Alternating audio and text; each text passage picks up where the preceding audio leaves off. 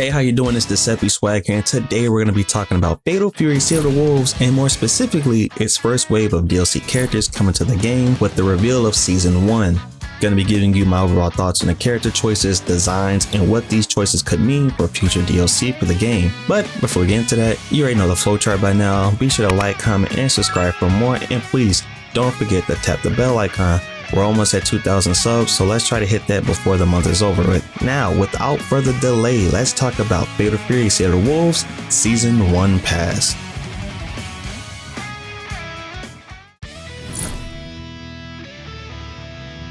So, kicking off this video, we're going to go right into it and talk about just how I feel about the pass and if I like it or not. If you don't know, SNK has revealed their first round of DLC characters with the announcement trailer of Season 1 some weeks ago, and all in all, let me say, I think this is a really good season pass for a lot of reasons. Off rip, I'm giving this season pass a grade of an A, and I'll go into explaining why in a sec. In Season 1, we are getting a total of 5 characters. First off, kicking it off, we got Andy Bogard coming in summer 2025. Second, Ken Masters from Street Fighter coming in summer 2025 as well. Then we got the boy Joe Higashi coming this fall of 2025, followed by Miss Street Fighter herself, Chun-Li, coming in winter 2025, and last but not least, we got the OG himself from the Art of Fighting series, Mr. Big, closing out Season 1 in early 2026. Key thing to mention is that this season pass will be included in the base price of the game.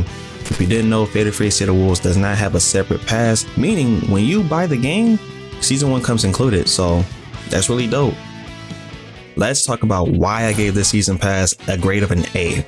This pass does something really well, and that's giving longtime fans of Fatal Fury and Art of Fighting some love while also doing the whole guest character thing really well. For the OG SNK fans out there, and given my channel data, if you're watching this, you're more than likely an OG SNK fan. Many folks have wanted Andy and Joe to be a part of the roster ever since the first reveal where we saw them in the background with Terry. Actually, a lot of folks have been wanting them to just be base roster. And in regards to that, I have talked about why SNK wouldn't have done that with not wanting to upstage the new gen and yada yada. Point being, they were going to be DLC, not a matter of if they were coming to the game, just a matter of when.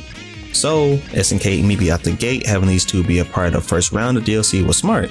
Something that tends to happen in the fighting games is the feeling of alienation from fans. So they have a franchise they like, and the franchise they like tend to just put in new characters or guest characters and skipping over classic gen characters that people love and have in high regard, which is a fair fear, I won't judge. With GAROU and Seed of the Wolves though, this is SNK building up their new generation. Perfect example is Rock Howard. Rock is the new pro tag and face of Fatal Fury. We have new additions with the Vox in the place of Grant, Preacher as the new generation's Joe Higashi, Hokutomaru for Andy, and so on and so forth. You get the idea. And I'll be honest, SNK has done a great job with this, but they also understand the importance of the OG characters. So having Mai included was already a shot, now throw in Joe and Andy and it's even better. You have a couple of the OG Fatal Fury characters a part of the roster now. It's a win-win. People get to try both old and new, a blending of generations.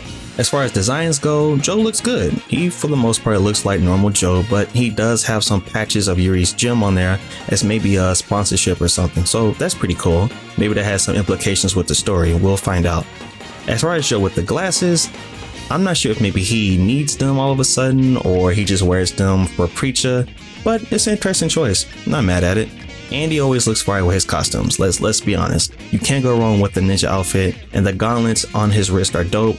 Of course the flame prints on the legs are dope too. I'm really curious about the colors that'll be in the game by default, but if you don't really like the colors in the game by default, remember folks, it will have color editors, so really it'll be as many colors as you want it to be. I was hoping that they would do something kind of different with his look to show some kind of growth or change like what they've done with Terry. Terry went from the jeans with the red jacket and the hat to a bomber jacket and boots, but it seems they opted to not have something so different in design, but opted to cut his hair instead. So neither Bogard brother has long hair anymore. That era is officially over. On to the next part of this season pass, and that's the inclusion of Ken and Chun from Capcom's Street Fighter series. Now, these two being included, first off, great choices, amazing choices really. For a while I was thinking, alright, we know Capcom has came in real buddy and that at some point Street Fighter characters were coming. And mind you, this was before Terry and Mai was announced for Street Fighter 6. But Back then I was thinking, okay, maybe they can include Jamie and Luke or Kim, you know, characters for the new generation to represent them and be a part of the game with Rock and his new gen.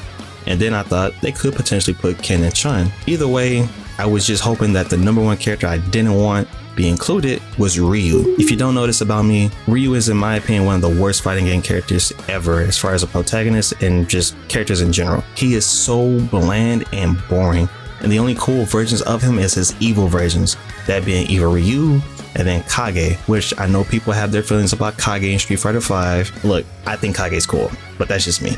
Basically, I'm extremely happy with the representatives of the Street Fighter side. Plus, makes sense with the rivalry between Chun and Mai, and then also Ken and Terry, and also their endings in Street Fighter 6. Major Capcom vs SNK vibes and hints with this, especially in conjunction with Terry and Mai in Street Fighter 6. Besides, again, obviously a cool thing having Street Fighter characters in a Fatal Fury game, which I'm sure for a lot of you watching was probably unheard of way back in the 90s. And also it gets SNK folks, or non-SNK folks I should say, interested in SNK games and specifically Fatal Fury. It's also big on the implication of what this could mean for future CVS games, which Oda has been hinting at and kind of teasing us in interviews. Come on, we know y'all are working on something, Oda. You don't have to be coy about it.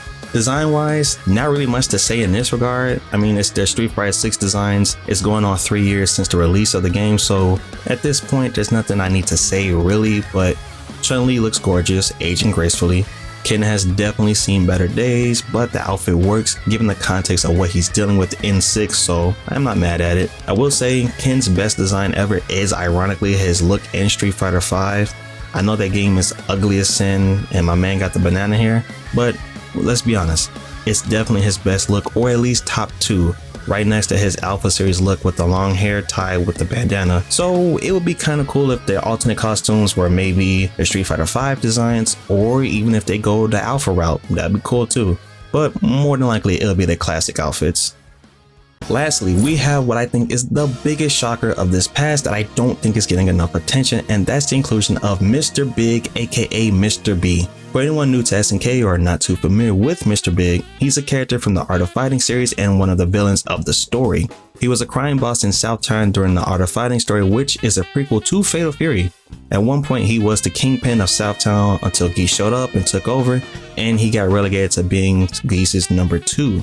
He's also responsible for Yuri's kidnapping in the story. Eventually Mr. Big would be in games like Fatal Fury and I think a couple KOFs, but something that needs to be pointed out is this season pass has Fatal Fury characters, Street Fighter, and Art of Fighting. Keep in mind, there are story implications with Joe and Andy as far as how they could be involved narratively. I've talked about briefly the buddy-buddy relationship with Capcom and SNK with them sharing characters in their franchises, but with Mr. Big, let's all remember that some time ago SNK said they were working on a Samurai Showdown action RPG, but they also said a new Art of Fighting was in development as well. They're subtly planting seeds of Art of Fighting and Fatal Fury's connection. To be clear, I'm not saying when Mr. Big comes out he'll play wildly different from the rest of the cast and have his own unique mechanic for the new Art of Fighting.